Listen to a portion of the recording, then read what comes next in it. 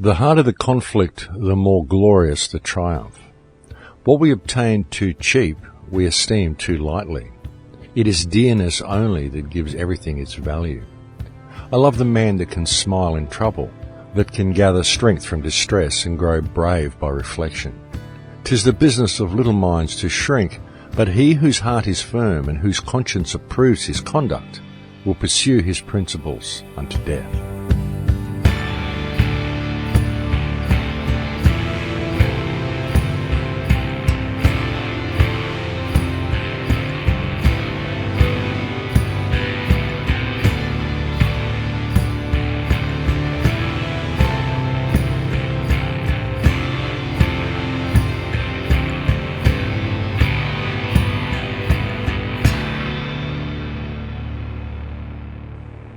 And this week's opening quote comes from Thomas Paine. Welcome to Surviving the Matrix. Ladies and gentlemen, my name is Maxwell Igan. It's a pleasure to be with you once again, and I will be your host for the next hour. Principles are interesting things, aren't they, folks? Principles are things that we stand by. We all claim that we are men of principle, or women of principle, persons of principle. However, very often the principles that we have are more kind of a personal standard. We have our own personal principles, but very often we fail to really apply the principles that we say we have and that we say we stand by. We fail to apply them to the world that we live in, the society that we live in. We apply them to our personal lives, to our personal dealings with other people, but when we look at the society we live in, it really is a society without principles. It may pretend to have them on the surface, but all principles will be dissolved and discarded if it is necessary to discard them in order to support the economic model, the economic system that controls our societies. And when you have a society and a social structure and a mindset within the people of that society that exalts the economic model over the lives of those who live within the society, then how can such a society ever be viewed to be a society of principles? Because really, it's not. And in fact, our society has moved so far away from the path of what principles truly are, that sometimes the principles that people have are based in economic value. Oh, I need payment. It's the principle of the thing. And this in itself displays a lack of principles, a lack of real principles. It displays a misplacement of what principles truly are. And this is the result of the programming that comes from living within a society that is itself lacking in principles. And don't get me wrong, folks, I'm not saying you should just do work for free for people and all this sort of stuff. I'm just saying it's what we perceive principles to be.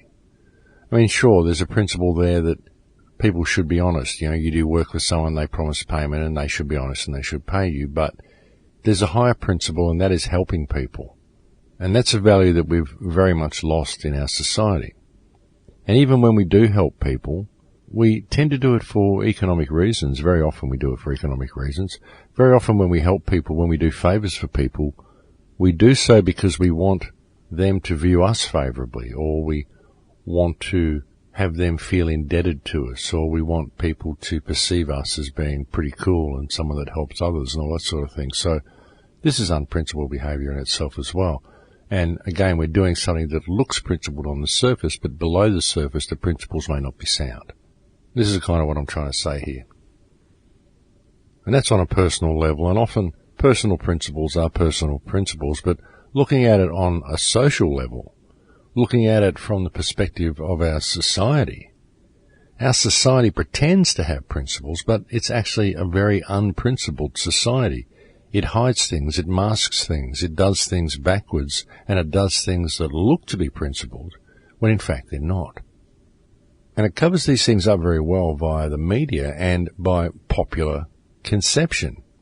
The popular consensus of what something is usually the way it is, and people just don't question it. But really, if they look below the surface, what they'll find is that it's actually quite the opposite. And that's what we have, folks. We have a society that has all of these nice, polite, politically correct principles on the surface. But in order to hold this facade together, and it is a facade, it lacks principles just below the surface in every aspect of society, in every aspect of the structure of society. It lacks principles. But it's very deceptive in the way it hides this reality from the people. It's a very, very deceptive society. It's always playing a one hand against the other, and it's always calling black white and up down, and it's always making people look in the wrong direction. But really, when you look at it, it tells you what it's doing. You just have to examine the names of some of the organizations, and they kind of tell you what they're doing. It's just that it's taken the wrong way by the people. It's a very, very deceptive society, folks, but what you have to realize when looking at this system is that everything it tells you is backwards. And when you take that into account and you begin to look at things through the right eyes, then the reality of our situation becomes quite apparent. Take things such as vaccination, for example. Vaccination would appear to be a highly principled thing to do. We're wanting to prevent people from getting diseases. We want to keep people healthy.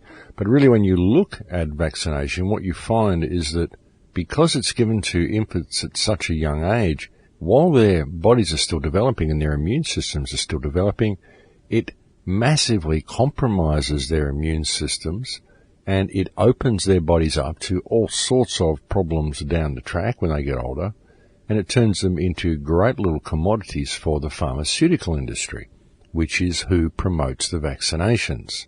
And think about it, folks. The pharmaceutical industry, its goal is to sell drugs. That's what it does. It's a business. It wants to sell medicine to people. And yet, on the other hand, the pharmaceutical industry is administering vaccinations to people, claiming it's doing so that they never get sick. But if they never get sick, there would not be a pharmaceutical industry to begin with. And this is really no way to run a business, folks. In fact, it's not in the pharmaceutical industry's best interests to administer vaccinations to people to ensure they never get sick. Otherwise, they would never have clientele later in life. So the reason the pharmaceutical industry is administering these vaccinations to people is to ensure that they do get sick later on, to provide them with a regular and needy clientele. And this is very, very unprincipled behavior that is done under the guise of a very, very principled action, i.e. giving vaccines to people in order to keep them healthy. And when you look at our society, folks, you see these sorts of things happening all through our society. You look at the World Health Organization, it's not really about making sure people are healthy, it's about controlling the state of world health and making sure people are good business opportunities for the pharmaceutical industry. It's the same as the WTO, the World Trade Organization. This isn't about promoting free trade. It's about controlling the flow of trade in order that certain countries may be marginalized if they step outside of the theatre of control that the powers that believe they be wish to put around them. You can't go thinking outside the box and thinking you can act independently, because the World Trade Organization will make sure that you're not able to trade and that your country falls into a state of disrepair and distress. So that's what the World Trade Organization is about. I mean, even organizations such as the United Nations, this appears to be a very good thing on the surface, but because we have 5 nations within that organization that have the power of veto, what we find is that it isn't a United Nations at all. It's simply a unification of a great number of nations under the dictatorship of 5 other nations who have ultimate control. I mean, the United Nations is actually a good concept in principle. We could rescue it if we looked at it the right way. If we were to remove the power of veto from the 5 nations that have it, it could actually be a good thing. But in its current form, it's very unprincipled and very deceptive, and again, acting upon the premise of being a very principled organization based on a very principled idea. And it is a principled idea, folks. The concept of having a United Nations, a group of people all sitting around that have an equal say in what happens on the planet, is a very principled idea. But unfortunately, what we get masquerading as what I've just described is essentially a dictatorship run by the same banking cartel that runs just about everything else.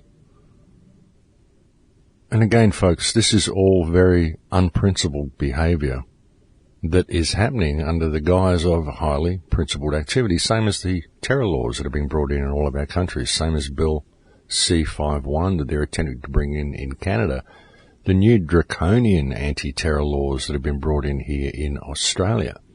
These are all brought in under the guise of being highly principled, when what they are doing is, in fact, taking all of the rights of the people away. They're giving the police unprecedented powers and the ability to strip search anybody and arrest people without warrant and put them in jail without charge and all sorts of things. It's actually a complete removal of democracy, and it is the introduction of a totalitarian police state, which is essentially a dictatorship.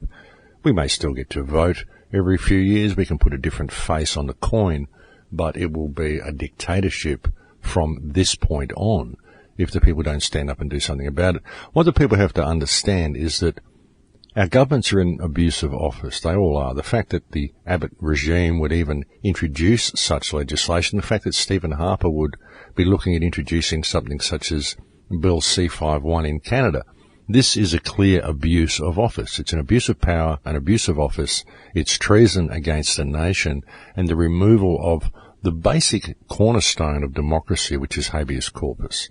It's removing this from our societies, folks. And habeas corpus, like I said, is the cornerstone of democracy. If you do not have habeas corpus in place in your society, then you do not have a democracy and you do not have any rights. And they're taking our rights away from us under the pretext of doing so to protect our freedoms. Again, folks, this is doublespeak. Everything the government tells us is doublespeak, and everything it does is backwards, and all of its behaviour is highly unprincipled. But what it does give us at the moment is an opportunity to rein these people back under control, because this is a clear abuse of office that is happening in all of our countries. And if the people are willing to stand up and call a spade now while it is occurring, then they have the ability to nip it in the bud. They have the opportunity to nip it in the bud, and indeed they have the duty to do so, if they have any respect for their nations at all. But if the people simply allow this to go ahead and allow it to be rolled out, then a few years down the track it won't be possible to nip it in the bud, because it will already be in place. And that will spell a very dangerous time for humanity.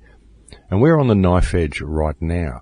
We have to realise what principles are, and we have to stand by the true principles that should be the foundation of our society, that are the foundation of society, that we're supposed to be anyway. And we should all stand by our own personal principles and stand up and do the right thing.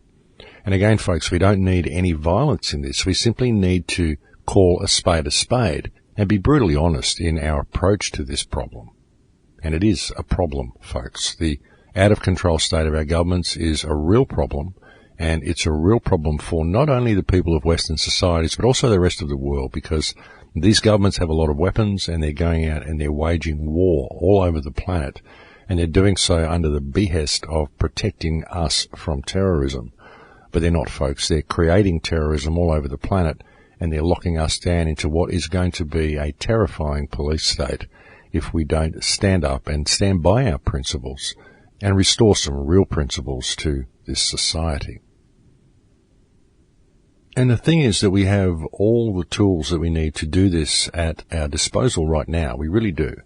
There's enough people out there in the alternate media. There's enough people who've gone down the different illegal rabbit holes, the Freeman rabbit holes, the trust law rabbit holes, lose the name, all of this stuff. There's enough people now who have legal tools at their disposal, legal knowledge at their disposal, that they can use to stand up and call this government out for its actions. We can do it in all of our countries, folks. You can stand up and you can call out your government for abuse of office, and you can express a loss of confidence in your government's ability to govern. And if they question you, you have all the legal tools you need to still navigate yourself through the system. And this could work if people stand up and do it now. But if we allow this system to roll out to the extent that it is doing, and that it's attempting to roll itself out, then when this is all put in place, it's not going to matter if you have those legal tools, because they will simply arrest you on the side of the road for not answering one of their questions, and they'll throw you in a hole without charge. They have the ability to do this because they wrote it down on their paper and the police believe it. So under such circumstances, it won't matter if you lose the name and say, oh, I'm not the legal person. They'll just grab you and they'll put you in a cell. And you can claim you have rights all you like, and you can make as much noise as you want. But once you're in that cell, then you're in that cell. But we can stop all of this now by standing up and addressing the problem head on.